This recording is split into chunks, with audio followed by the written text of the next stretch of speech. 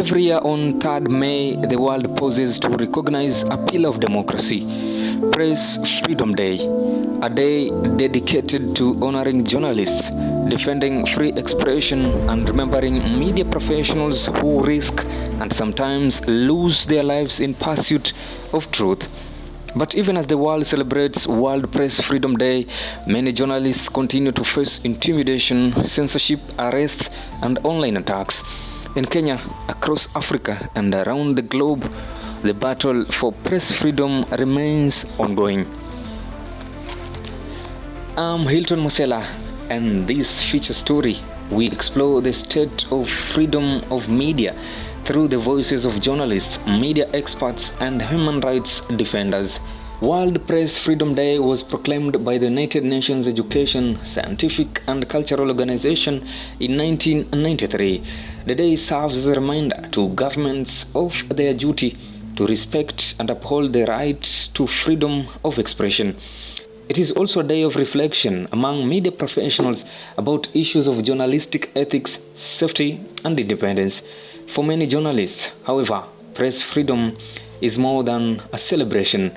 It is a daily struggle. Leo tunasherehekea uhuru wa vyombo vya habari, World Press Freedom Day, na mwaka huu tunaangalia mambo ya the future and peace. Kuna mambo mengi ambayo yamekuwa yakifanyika. Ukiangalia the last ranking ya Reporters Without Borders, Kenya ilikuwa ranked position 117 katika countries ambazo violations za press freedom zilikuwa zimezidi kwa kiwango kibaya. Mwaka huu tunatumaini labda mambo yatakuwa yamebadilika kidogo, na tumeshirikiana hapa pia na washikadau wengine. Kuna Coast Media FC, kuna pia washikadau ambao wanafanya masuala ya human rights, kwa sababu uandishi wa habari mara nyingi inategemea nafasi yetu iwe nzuri, tuwe na nafasi nzuri ya kufanya kazi yetu bila kusumbuliwa, bila waandishi hata kuhukumiwa. Lakini mara nyingi unapata pia uandishi wa habari, the violations ambazo zinatokea haziko sana ziko nje. Mara nyingi unapata dhulma hizo ziko pale ndani kwenye newsrooms ambazo tunafanya. Unapata labda mwajiri halipi mwandishi wa habari pesa ambayo anafaa amlipe, wakati mwingine hampi kama ni leaves ambazo anafaa apate, na hizo ni zote ambazo ziko sheria. Media professionals say freedom is essential in upholding leaders accountable and ensuring citizens stay informed.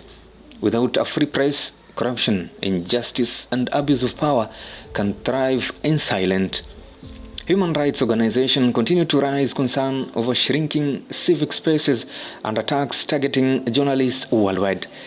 According to rights groups, arrests, intimidation, unlawful detention, and digital surveillance remain major threats to independent journalism.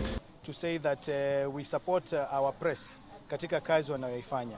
Katiba imezungumzia wazi kabisa katika kipengele cha 34 that in Kenya we must have freedom and independence of the media. Unfortunately, every other day tunaona press freedom ikiingiliwa. Hapa Mombasa penyewe tumeona several who have been attacked, some of them even killed while in the dispensation of their duties. So we want to condemn all sorts of attacks. We want to call for freedom and press, freedom and independence of the media.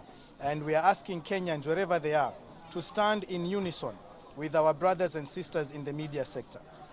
Advocates argue that the governments must strengthen laws protecting journalists and guarantee access to information without fear or interference. The rise of digital media has transformed journalism. Social media platforms now allow information to travel faster than ever before.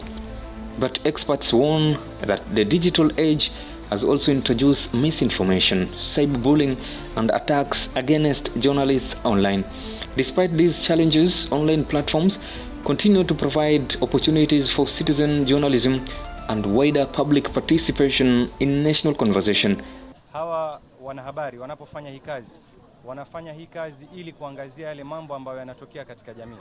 Kwa hiyo ni muhimu sana wapatiwe ile fursa na ule uhuru wa kufanya hii kazi.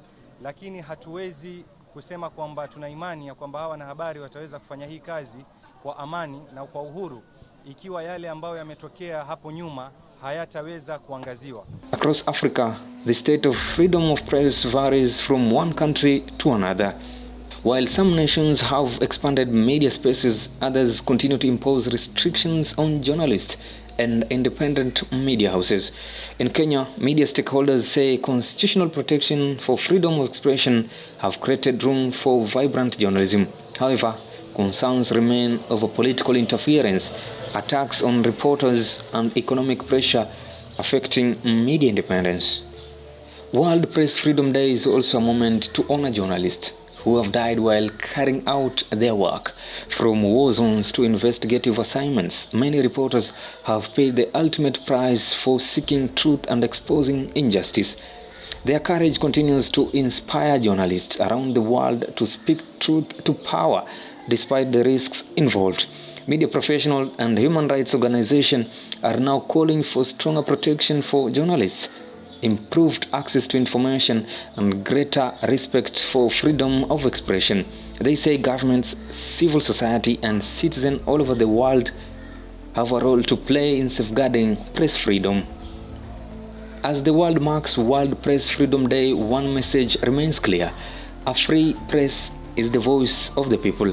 Journalists inform communities, expose wrongdoing, and amplify voices that would otherwise go unheard. And while challenges persist, media professionals and human rights defenders continue to push for a world where truth can be told freely and safely. For every story published, every truth uncovered, and every voice heard, freedom matters. My name again is Hilton Musela.